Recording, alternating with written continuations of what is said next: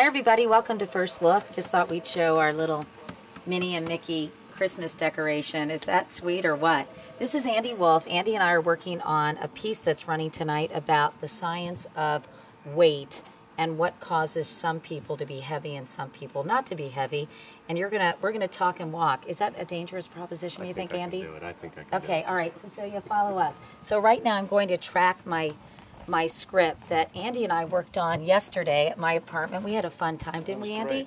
Anyway, what else is he going to say, right? The piece that we're doing tonight is really about what makes some people overweight or obese. You know, you used to see people and say, oh, it's genetic or it's in their genes, the reason they're fat, and then that sort of fell out of fashion.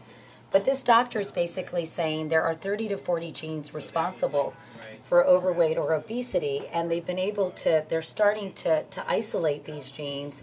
And what's really fascinating is that many of them produce hormones that determine your appetite and your behavior, this very powerful brain chemistry, right? So they predispose you to certain behaviors based on hormone production, based on genes and hormone production. And we're focusing particularly on a hormone called leptin, which has gotten a lot of attention in the medical community. Let's say Andy were really heavy, which he's not, but in a person who produces a normal amount of leptin, it's secreted from your fat cells, it travels up to your brain, and it says, I have plenty of fat, you don't need to eat anymore because I'm just fine, and I'm not threatened, my survival isn't threatened, I'm cool, I have enough fat cells, and therefore I'm not hungry. But when you don't have enough leptin, your brain thinks, oh my God, we need to build up those fat cells for survival, I'm hungry. So here we are in the bowels of the building. These are the edit rooms. This might be interesting for any of you all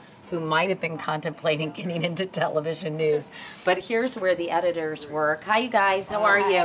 We're just doing a little show and tell. Hi. What are you working on? Oh, my gosh. Hi.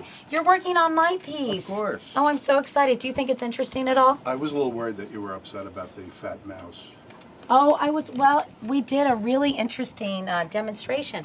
That mouse was sad, though. It was. There was a mouse in Dr. Leibel's lab who wasn't producing enough leptin, and so as a result, his brain wasn't saying stop eating, and so this mouse just basically was eating and eating and eating itself to death. And sitting and sitting. Yeah, and those other mice, they're about the same age, and they're running around. Andy, let's show folks how we track a piece, because I think this might be interesting to two people in our audience. Okay, here, where am I going? I'm still kind of learning my way around here. Scotty, who has weighed as much as 283 pounds, said, Scotty, who has weighed